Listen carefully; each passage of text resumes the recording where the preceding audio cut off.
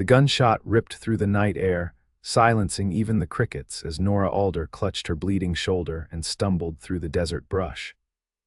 Her once fine blue dress was torn and stained with blood and dust, her dark hair falling loose from its careful arrangement.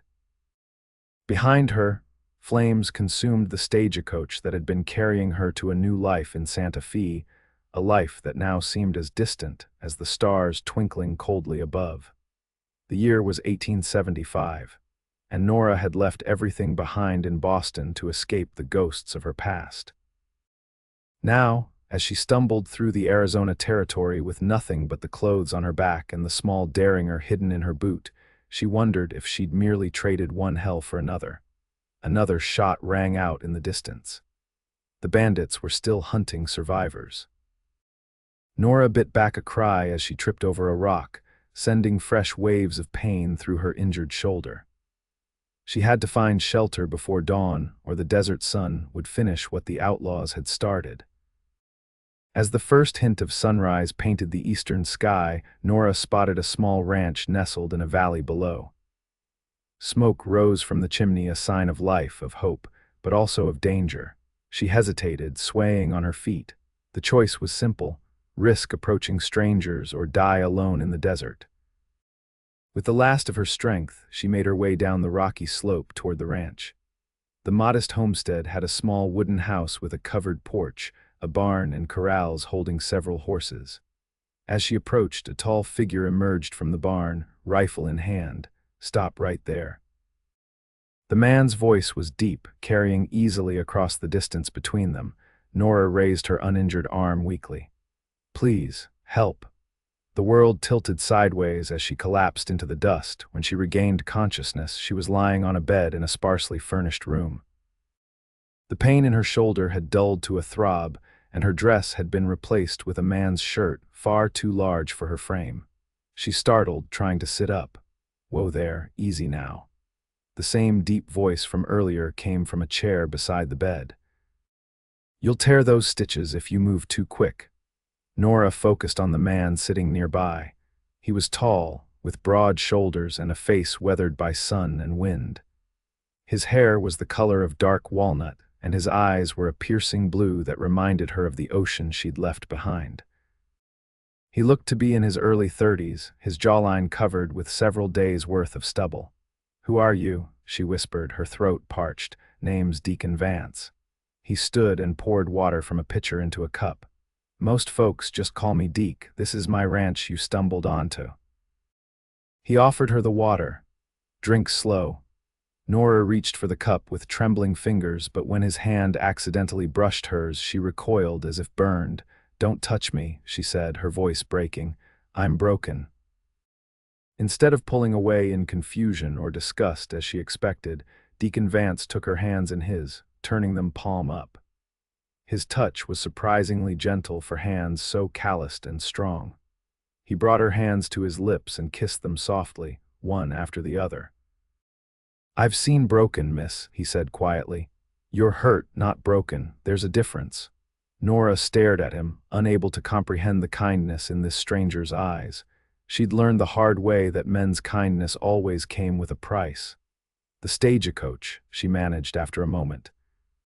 "There were others." Deacon's expression darkened. "My ranch hand Tamaz rode into town to alert the sheriff. They'll send a search party." He paused. "You're the only one who made it here." "The Farley gang," she whispered. "That's what they called themselves, 6 men. They shot the driver and guard before we even stopped."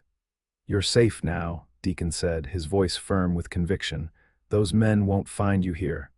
"You don't understand," Nora replied, struggling to sit up despite the pain. "They weren't just after the strongbox.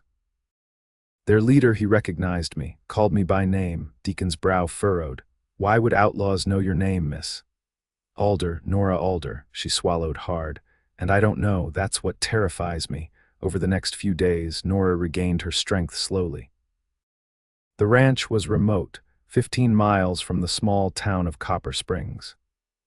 Besides Deacon, there was only his ranch hand Tamaz Reyes, a Mexican man in his 40s who had worked for Deacon since he'd established the ranch 5 years earlier.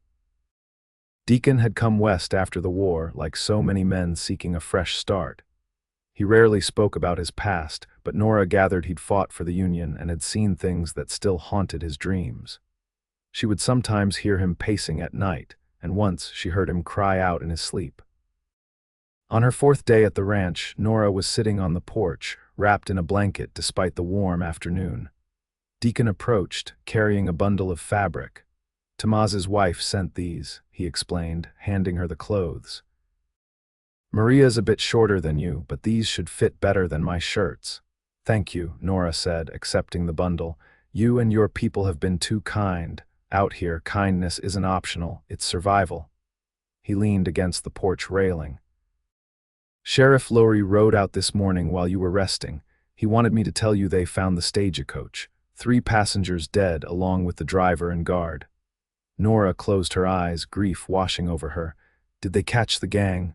"No, but they're tracking them." He hesitated. "Miss Alder, the sheriff asked about you, said there wasn't any Nora Alder on the passenger manifest." Her hands tightened on the bundle of clothes. "I used a different name for traveling, for safety." "I figured as much." Deacon didn't press further. "When you're ready to talk about who's after you, I'm ready to listen. Until then, you're welcome to stay here as long as you need."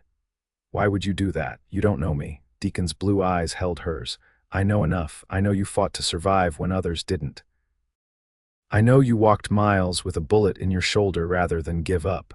That tells me more about you than any name on a manifest." That night, Nora couldn't sleep. The faces of the other passengers haunted her: a young couple traveling to join family in New Mexico, an elderly gentleman returning home from visiting his grandchildren, a traveling salesman with a case full of medicinal tonics. All dead because of her. She slipped out of bed and made her way to the kitchen, hoping a cup of tea might calm her nerves. She found Deacon already there, staring into a mug of coffee. "Nightmares?" he asked without looking up. "Memories," she replied. "Sometimes they're worse." He nodded in understanding and pushed a chair out with his foot in silent invitation. Nora hesitated before sitting down across from him. "You were right earlier," she said after a long silence. "I wasn't on the manifest because I wasn't using my real name. I was traveling as a Leaner Bennett." "You running from the law?" "No, from my husband." Deacon's expression didn't change, but something flashed in his eyes. "He alive or dead?" "Very much alive and determined to find me." Nora stared down at her hands. "Charles Alder is a powerful man in Boston. Shipping, railroads, banking. His family has interests in everything that matters. When I married him 3 years ago, I thought I was the luckiest woman alive. What changed? I discovered the man behind the charming facade." Her voice dropped to barely above a whisper. "The first time he hit me, he apologized for days. Brought me jewels, dresses, promised it would never happen again. The second time, there were fewer apologies. By the 10th time, he stopped apologizing altogether." Deacon's knuckles whitened around his mug, but he remained silent, letting her continue. "2 months ago, I lost our child." The words caught in her throat. "I was with child, and after one of his episodes, I fell down the stairs. The doctor said it was an accident, but Charles knew better. He said it was my fault for provoking him, said I'd failed as a wife by losing his heir." "That's when you decided to run," Deacon said softly. Nora nodded. "My sister helped me. She lives in San Francisco with her husband. I was going to stay with them until I could figure out what to do next. But somehow Charles found out. Those men who attacked the stagecoach, they weren't just random bandits. They were hired to find me and bring you back to him, or ensure I never reached San Francisco. I'm not sure which." She closed her eyes. "Either way, 5 people are dead because of me." "No," Deacon's voice was firm. 5 people are dead because of Charles Alder and the men he hired. That blood is on their hands, not yours." Nora opened her eyes to find him watching her with an intensity that made her breath catch. "You have my word," he continued, "that as long as you're on my land, no harm will come to you. Not from outlaws, not from your husband, not from anyone. You can't promise that. You don't know Charles. He won't stop. Then he'll have to go through me first." The quiet certainty in Deacon's voice sent a shiver down her spine, not of fear, but something else entirely. For the first time since fleeing Boston, Nora felt the faintest stirring of hope. The days turned into weeks, and gradually, Nora found her place in the rhythm of ranch life. Her shoulder healed, leaving a puckered scar that would always remind her of that night. She learned to cook over an open fire, to mend clothes, and even to ride the gentle mare Deacon had chosen for her from his small herd. She discovered that Deacon's ranch, the Double V, was modest by Texas standards, but growing steadily. He raised cattle and horses, with plans to expand once he secured water rights to the creek that ran along the eastern edge of his property. "That land belongs to the Chandler spread," he explained one evening as they rode back from checking fence lines. "Old man Chandler won't sell, but his son might when the time comes." "You've thought everything through," Nora observed. Deacon shrugged. "Had plenty of time to plan while digging trenches in Virginia. Kept me going, thinking about this place." "And is it everything you imagined?" He looked around at the rolling hills painted gold by the setting sun, at the cattle grazing peacefully in the distance, and finally at Nora herself. "It's getting there." She flushed under his gaze and turned away, pretending to adjust her saddle. That night at supper, Tamaz brought news from town. "Sheriff says they caught 2 of the Farley gang near Tucson. Rest got away, but they're still searching." "Did they say anything about who hired them?" Nora asked, her appetite suddenly gone. "Nothing specific, señorita. Just that they were paid to find a woman matching your description and bring her to a meeting point outside Santa Fe, dead or alive." Deacon's voice was deceptively calm. Tamaz hesitated. Alive was preferred, dead was acceptable if necessary. Nora pushed away from the table. "Excuse me, I need some air." Outside, the night was clear and cold, the stars impossibly bright against the black sky. She heard the door open behind her but didn't turn around. "He'll send more men," she said quietly. "As long as I stay here, I'm putting you and Tamaz in danger." "That decision isn't yours to make," Deacon replied, coming to stand beside her. "This is my land, my home. I decide who stays and who goes. And if Charles comes himself. He has enough money to hire an army. Money doesn't mean much out here. Loyalty does, and I have friends who'd ride for me if needed." Nora turned to face him. "Why? Why risk everything for someone you barely know?" In the moonlight, Deacon's face was cast in silver and shadow.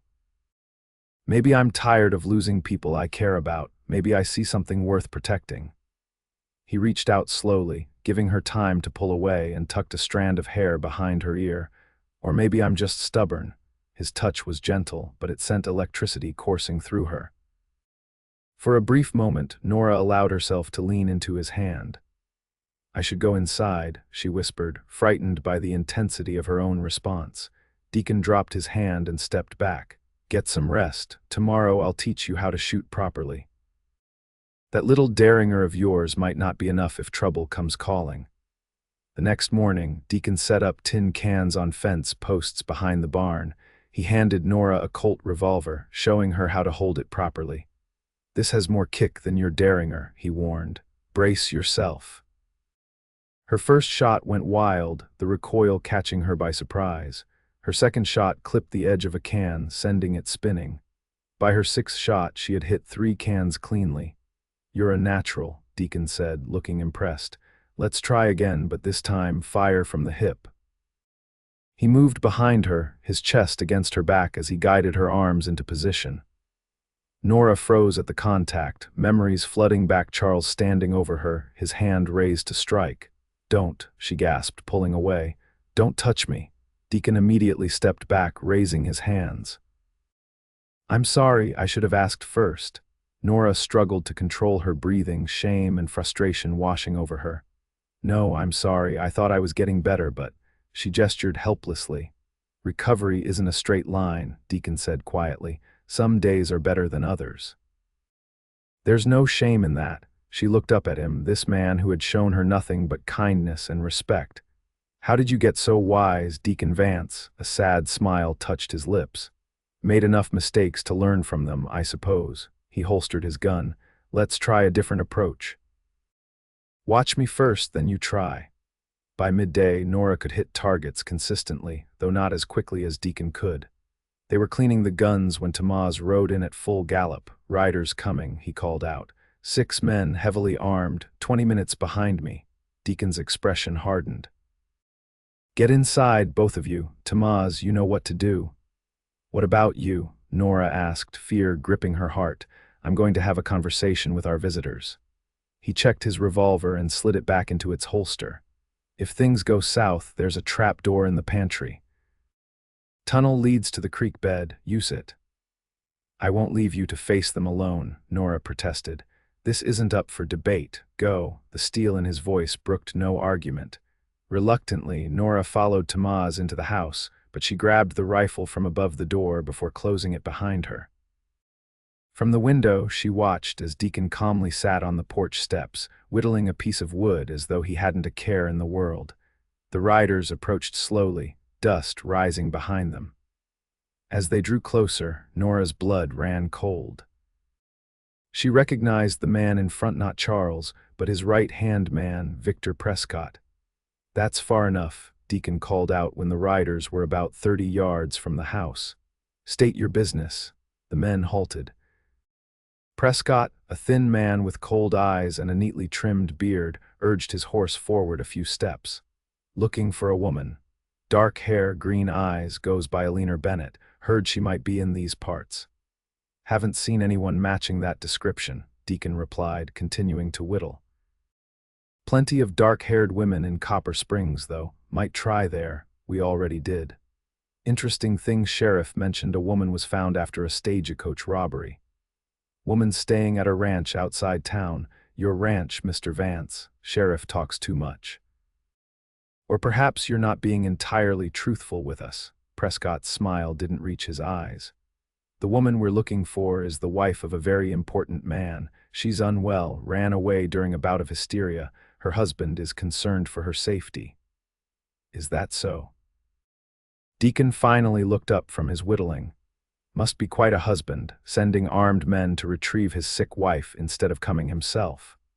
Mr. Alder is a busy man with many responsibilities. Sounds like he needs to reconsider his priorities. Deacon stood slowly, tossing aside the wood he'd been carving. "Now I've answered your questions. Time for you boys to move along." Prescott's face hardened.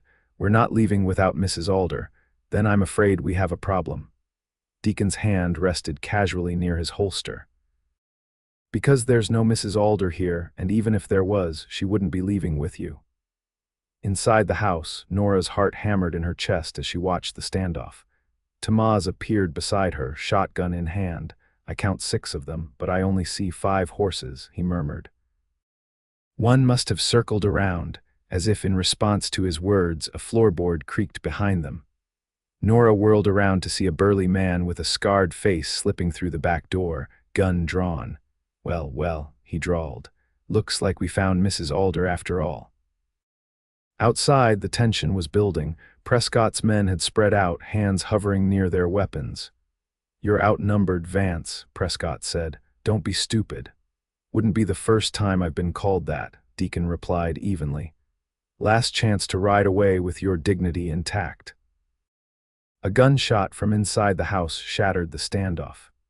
Deacon drew and fired in one fluid motion, hitting the man closest to Prescott. Chaos erupted as bullets flew in all directions. Inside, Nora had fired at the intruder, her shot going wide but distracting him long enough for Tamaz to tackle him. The 2 men grappled on the floor, the intruder's gun skittering across the wooden planks. Nora lunged for it, but the man kicked out, catching her in the stomach and sending her sprawling. "Run, señorita," Tamaz shouted as he struggled with the larger man. Instead, Nora grabbed a cast iron skillet from the stove and swung it with all her might. It connected with the intruder's head with a sickening crack, and he slumped to the floor, unconscious or dead, she couldn't tell which. Tamaz staggered to his feet, blood streaming from a cut on his forehead. "Gracias," he gasped. "Now we help Deacon." Outside, Deacon had taken cover behind a water trough. Two of Prescott's men were down, but the others had him pinned down with suppressing fire. As Nora watched in horror, Prescott circled toward the barn, trying to flank Deacon. Without thinking, she raised the rifle to her shoulder, aimed as Deacon had taught her, and fired. Prescott jerked as the bullet caught him in the shoulder, spinning him around. He fired blindly in her direction, the bullet splintering the window frame inches from her head. The distraction gave Deacon the opening he needed. He rolled from behind the trough and fired twice in quick succession. Another of Prescott's men fell. The last one turned to flee, but Tomaz's shotgun roared from beside Nora, and the rider tumbled from his saddle. Silence fell, broken only by the frightened whinnies of the horses and the ringing in Nora's ears. She ran outside to where Deacon was approaching Prescott, who lay clutching his bleeding shoulder. "You've made a terrible mistake," Prescott gasped. "Charles Alder isn't a man to cross." "Seems to me he's the one who made the mistake," Deacon replied coldly. "Sending men after a woman who doesn't want to be found. She's his wife, his property." "I belong to no one," Nora said, stepping forward. "Tell Charles that if he sends anyone else after me, I'll go to the newspapers. Tell them everything, the beatings, the child I lost because of him, all of it. His reputation would be ruined." Prescott laughed weakly. "You think anyone would believe you over him, a hysterical woman against one of Boston's most respected citizens? They might believe this." Deacon pulled a folded paper from his vest pocket. Sworn statement from Sheriff Lowry about the men captured from the Farley gang. They admitted Charles Alder paid them to find his wife dead or alive. That's conspiracy to commit murder in any territory. Prescott's face paled. "You're bluffing." "Try me," Deacon's voice was steel. "Now, you have two choices. Ride back to Boston and tell Charles Alder that his wife is dead, killed in the stagecoach robbery, or stay here and face a hangman's noose for the murder of 5 innocent people. Your call." For a long moment, Prescott stared at them with hatred in his eyes. Finally, he nodded. "She's not worth dying for." "That's where you're wrong," Deacon said quietly. "She's worth a whole lot more than you could ever understand." They watched as Prescott mounted his horse with difficulty and rode away, leaving his dead companions behind. "He'll be back," Nora said, the rifle still clutched in her trembling hands. "Or Charles will come himself." "Maybe." Deacon gently took the rifle from her. "But not today. And we'll be ready when they do." In the aftermath, they buried the dead men on a hill overlooking the ranch. Tomaz rode to town to inform Sheriff Lowry of what had happened, while Deacon and Nora tended to the horses left behind by Prescott's men. "That paper you showed him," Nora said as they worked.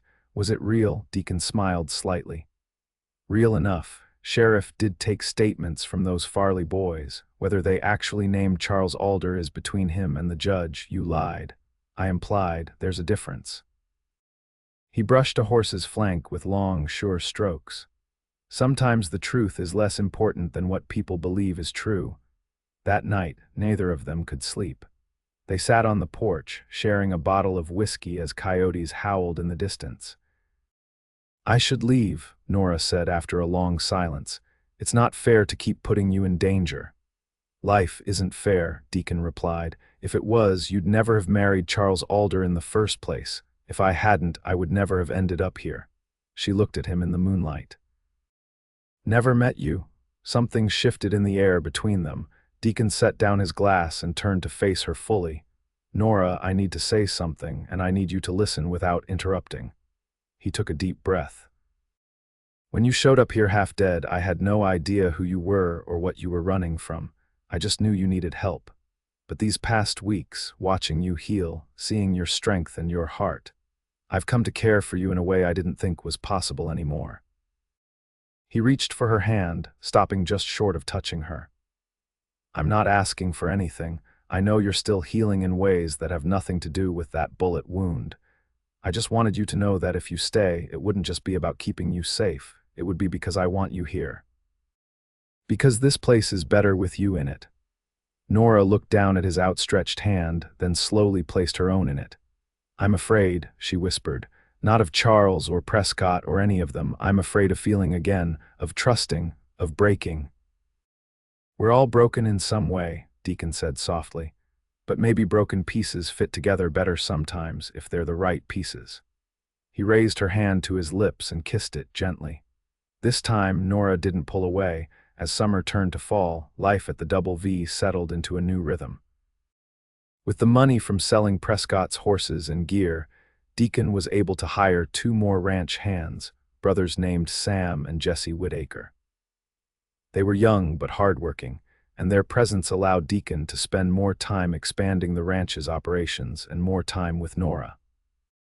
For her part, Nora had discovered an aptitude for bookkeeping.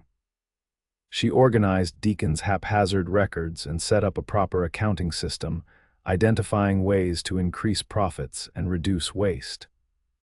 When she wasn't working on the books, she helped Maria, Tomaz's wife, with the cooking and household management. The older woman had become something of a surrogate mother to Nora, teaching her the skills she'd never learned as a privileged daughter of Boston society. One crisp October morning, Deacon found Nora in the garden, harvesting the last of the summer vegetables before the first frost. "Got a letter from the bank in Copper Springs," he said, holding up an envelope. "They've approved the loan to buy the Chandler Creek property." "Deacon, that's wonderful," Nora exclaimed, setting down her basket. "When do you close the deal?" "Next week, if old man Chandler doesn't change his mind again." He smiled at her enthusiasm. "Couldn't have done it without your help." "Those financial projections you put together convinced the bank manager I wasn't just some crazy cowboy with big dreams." "You did all the hard work," Nora insisted. "I just put the numbers on paper." "Well, those numbers are going to change everything for the Double V," he hesitated. "I was hoping you might ride into town with me today. There's something I want to show you." "Curious," Nora agreed. They rode side by side, enjoying the autumn colors that painted the landscape in golds and russets. In town, Deacon led her not to the bank as she'd expected, but to a small building on the main street. "What do you think?" he asked, gesturing to the storefront with its large windows and freshly painted sign that read "Available for lease." "It's nice," Nora said, confused. "Are you thinking of opening a business in town?" "Not me." Deacon turned to face her. Me, I don't understand. You mentioned once that you'd always wanted to open a bookshop. Well, Copper Springs doesn't have one. Nearest place to buy books is Tucson, 60 miles away." Nora stared at him in amazement. "You remembered that. It was just a passing comment." "I remember everything you say, Nora." His voice was soft but certain. "This town is growing, the railroad's coming through next year. People will want books, newspapers, maybe even art supplies. You could build something here, something that's just yours." "I don't know what to say," she whispered, overwhelmed by the gesture and what it represented: a future, independence, trust in her abilities. "Say you'll think about it," Deacon replied. "The owner's giving me first right of refusal until the end of the month." Impulsively, Nora stood on tiptoe and kissed his cheek. "Thank you for believing in me." A slight flush colored Deacon's face. "Always," he said simply. As they walked down the street toward the general store, Sheriff Lowry approached them, his expression grave. "Vance, Miss Alder," he greeted them. "Got some news you should hear. Mind stepping into my office?"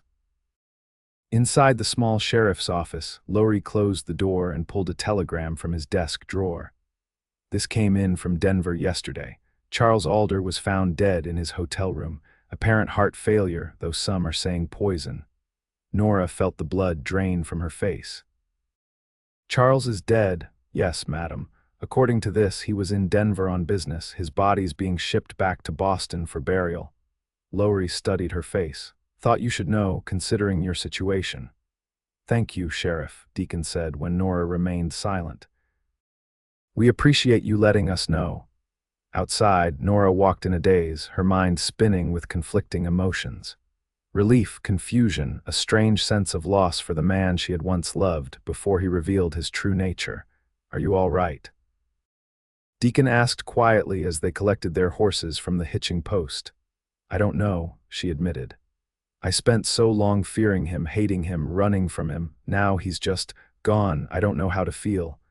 You don't have to know right now, Deacon assured her. Whatever you're feeling, it's valid. They rode home in silence, each lost in their own thoughts.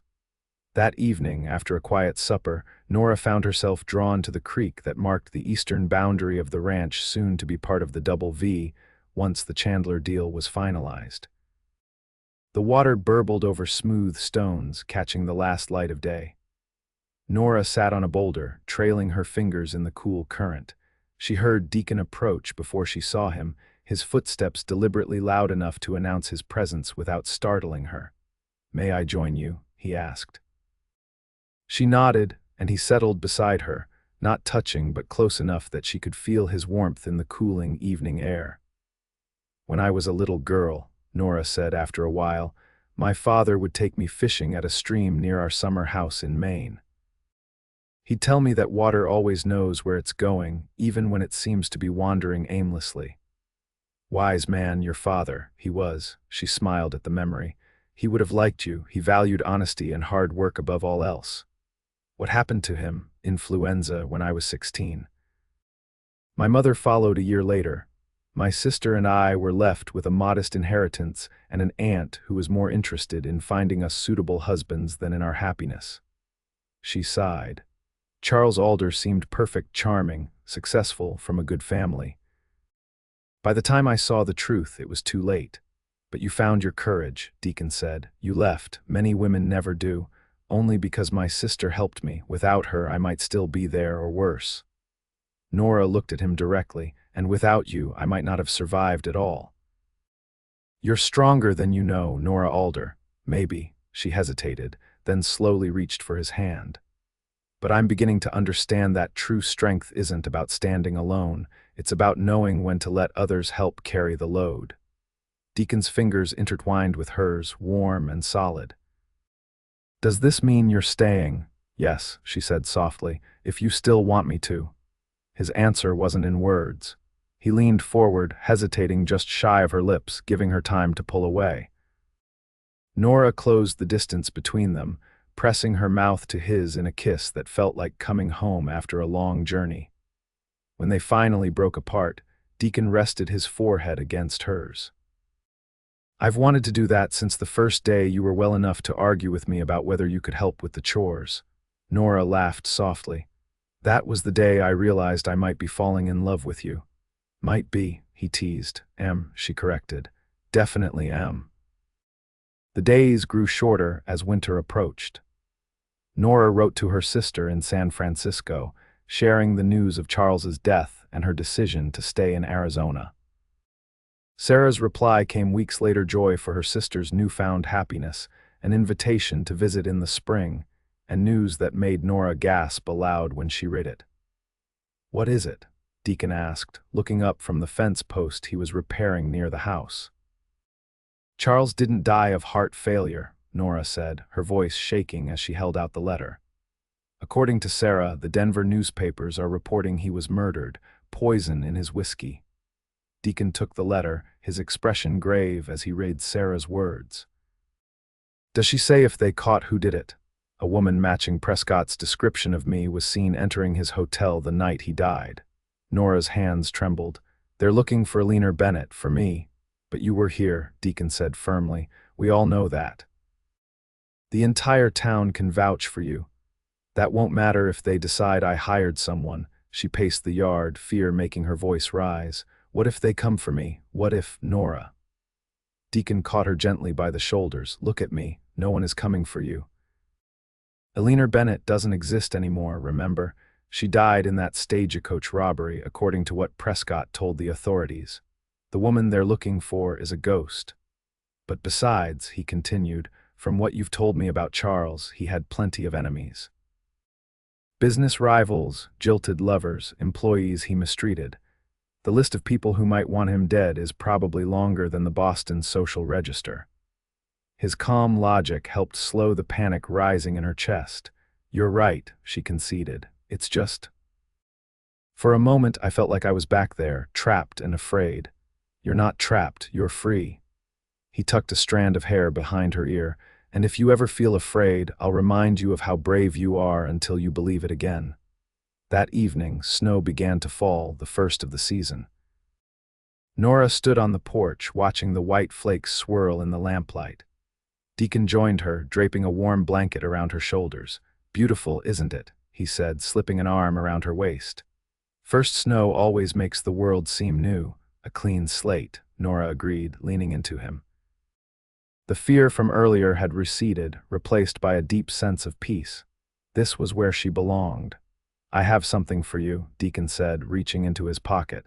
"Was going to wait until Christmas, but now seems right." He handed her a small wooden box, carved with intricate patterns of leaves and flowers. Inside, nestled on a bed of soft cloth, was a simple gold ring with a small emerald set in the center. "It was my mother's," he explained, his voice husky with emotion. "My father gave it to her when they homesteaded in Kansas," said the green stone reminded him of the prairie in spring. Nora looked up at him, her heart in her throat. "Deacon, I'm not asking for an answer right now," he said quickly. "I know it's soon, and you've been through so much. I just wanted you to have it, to know that whenever you're ready, if you're ever ready, I'll be here." Tears filled her eyes as she took the ring from its box. It caught the lamplight, sending tiny green flashes dancing across the porch ceiling. "Ask me," she whispered. Deacon's eyes widened. "Are you sure?" "I've never been more sure of anything." She placed the ring in his palm and closed his fingers around it. "Ask me properly." With a smile that lit his entire face, Deacon knelt in the thin layer of snow accumulating on the porch boards. "Nora Alder, I've loved you since you stood in my kitchen and told me your story without flinching. I'll love you until my dying day and beyond. Will you marry me?" "Yes," she said, the word catching on a sob of joy. "Yes, I will marry you, Deacon Vance." He slid the ring onto her finger, then stood and pulled her into his arms, his kiss tasting of promises and new beginnings. They were married on Christmas Day in the small church in Copper Springs. The entire town turned out for the celebration, along with ranchers from neighboring spreads who had come to respect Deacon over the years. Tamaz stood as Deacon's best man, while Maria, who had become like family to Nora, stood as her matron of honor. After the ceremony, as guests danced and feasted in the town hall, Sheriff Lowry approached the newlyweds with a telegram in hand. "This came for you yesterday, Mrs. Vance," he said, the new name bringing a smile to Nora's lips. "From San Francisco." The telegram was from Sarah, brief but joyful. "Charles's killer caught, business rival confessed, you are free, coming for visit in spring, all my love." "It's over," Nora whispered, showing Deacon the message. "Truly over." He gathered her in his arms, uncaring of the audience. "It was over the moment you decided to build a new life," he said. "This is just confirmation." As winter melted into spring, the Double V flourished. With the addition of the Chandler Creek property, Deacon expanded his herd and planted new fields of alfalfa. Nora opened her bookshop in town, traveling in twice a week to manage it, while a local widow ran it the other days. When Sarah arrived for her promised visit in April, she brought trunks of books for the shop and news from Boston. Charles's death had revealed the extent of his business dealings, many of them illegal. The Alder fortune had been significantly reduced by lawsuits and government fines. "You had a lucky escape," Sarah told Nora as they sat in the garden behind the ranch house. "In more ways than one." "Not luck," Nora replied, watching Deacon in the distance as he worked with a young colt. "Courage and love, and maybe a little bit of fate." That night, as they lay in bed listening to a spring thunderstorm, Nora took Deacon's hand and placed it on her abdomen. "I haven't been sure until now," she said softly, "but the doctor in town confirmed it today. We're going to have a baby." Deacon's face transformed with wonder. "A baby," he repeated, his voice reverent. "When? Late October, he thinks." She bit her lips, suddenly anxious. "Are you happy?" "Happy doesn't begin to cover it." He kissed her deeply, then moved down to press his lips to her still flat stomach. "Hello in there," he whispered. "Your mama and papa can't wait to meet you." Tears of joy slipped down Nora's cheeks as she ran her fingers through her husband's hair. From the brink of despair to the height of happiness, in less than a year life's currents had carried her on a winding path, But as her father had said, water always knows where it's going, even when it seems to wander. The journey had been long and often painful, but it had led her here, to this man, this home, this love. And for that, she would be forever grateful. Summer passed in a blur of activity. The ranch prospered, the bookshop flourished, and Nora's body changed as the child within her grew. By September, she had handed most of the bookshop duties to Mrs. Ellison, the widow who had proven to be an excellent manager. One evening, as Nora sat on the porch mending one of Deacon's shirts, a rider approached. She recognized him immediately. Prescott, thinner than before and with a hard look in his eyes. "Mrs. Vance," he called out, stopping his horse at a respectful distance. "Or do you still prefer Mrs. Alder?" Nora set aside her sewing and stood, one hand protectively over her swollen belly. "What do you want, Mr. Prescott?" "Just to deliver a message." He remained mounted, making no move to approach closer. "Charles's brother William has taken over the family businesses. He wanted you to know that as far as the Alders are concerned, you died in that stagecoach robbery. Your death certificate has been filed in Boston. They won't trouble you again." Relief washed over her, but suspicion quickly followed. Why would William Alder extend this courtesy? Prescott's mouth twisted in what might have been a smile. "He never approved of how Charles treated you. Said his brother got what he deserved in the end." He tipped his hat. "Good day, Mrs. Vance. I won't be bothering you again." As he turned his horse to leave, Deacon rode in from checking the herd. The two men locked eyes for a tense moment before Prescott nodded once and continued on his way. "What did he want?" Deacon asked, dismounting quickly and coming to Nora's side. She told him about the strange conversation. "Do you believe him?" Deacon watched Prescott's retreating figure. "I think he's telling the truth. The Alders want to put this whole ugly business behind them, same as you." That night they sat by the fire, Deacon's hand resting on Nora's stomach as they felt their child kick. "What shall we name him?" Deacon asked. "Or her?" "I was thinking Daniel for a boy, after my father," Nora replied. "And for a girl, maybe Sophia, after your mother." "Daniel Vance, Sophia Vance." Deacon tested the names. Strong names for a strong child. "With strong parents," Nora added, covering his hand with hers. "We've both survived so much to get here, and we have so much more ahead of us." He kissed her temple. A lifetime of memories to make. 2 weeks later, after a long but uncomplicated labor, Sophia Grace Vance came into the world with a lusty cry and a full head of dark hair. Deacon, who had paced outside until Maria finally took pity and let him in, wept openly when Nora placed their daughter in his arms. "She's perfect," he whispered, counting tiny fingers and toes, just like her mother. "Not perfect," Nora corrected gently, "but whole and loved." As autumn turned to winter once more, the small family settled into their new routine.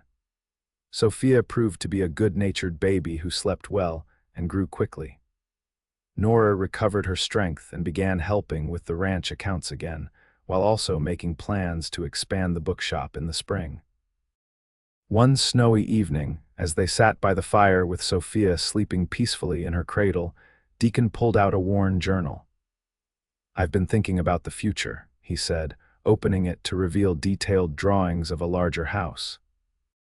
"The ranch is doing well enough now that we could build something more substantial, more room for us, for Sophia, for any brothers or sisters that might come along."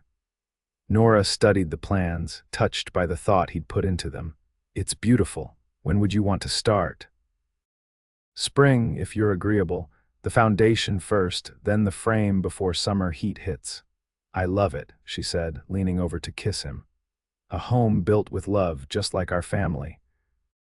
Later that night, as they lay in bed listening to Sophia's soft breathing from her cradle nearby, Nora reflected on the journey that had brought her here. From the privileged but ultimately hollow life in Boston to the hardships and joys of the Arizona Territory. From a marriage built on deception to one founded on trust and respect. "What are you thinking about?" Deacon asked, his voice drowsy as he pulled her closer. "About how sometimes the broken places in us are what make room for love to enter," she replied. If I hadn't been broken by Charles, I might never have found the courage to leave, never found my way to you. And if I hadn't been broken by the war, I might never have come west, Deacon added, never built this ranch, never been here when you needed someone. So perhaps being broken isn't the end, Nora mused. It's just the beginning of becoming something new, something stronger. Like when a bone breaks and heals, Deacon said, the place where it mended is often stronger than before. Exactly. She nestled against him, listening to the steady beat of his heart. We're not broken anymore, are we? No, he whispered into her hair. We're whole, together. Outside, snow continued to fall, blanketing the land in pristine white. Inside, wrapped in warmth and love, Nora Vance drifted to sleep beside the man who had taught her to trust again, their child sleeping peacefully nearby. The broken pieces of her past had become the foundation for a future brighter than she had ever dared to dream. And as the years passed, that future unfolded in ways both expected and surprising.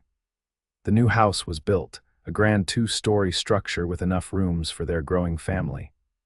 Sophia was joined by a brother, Daniel, 2 years later, and eventually by twin girls, Emma and Elizabeth. The Double V grew into one of the most prosperous ranches in the territory, known for its fine horses and quality cattle. Nora's bookshop expanded to include a small printing press, publishing the town's first newspaper and eventually becoming a cultural center for the growing community. And through it all, the droughts and the bountiful years, the challenges and the triumphs, Deacon and Nora Vance remained each other's strength and solace. Their love, born in the shadow of broken dreams, blossomed into something enduring and true, not perfect but whole, and wholly theirs.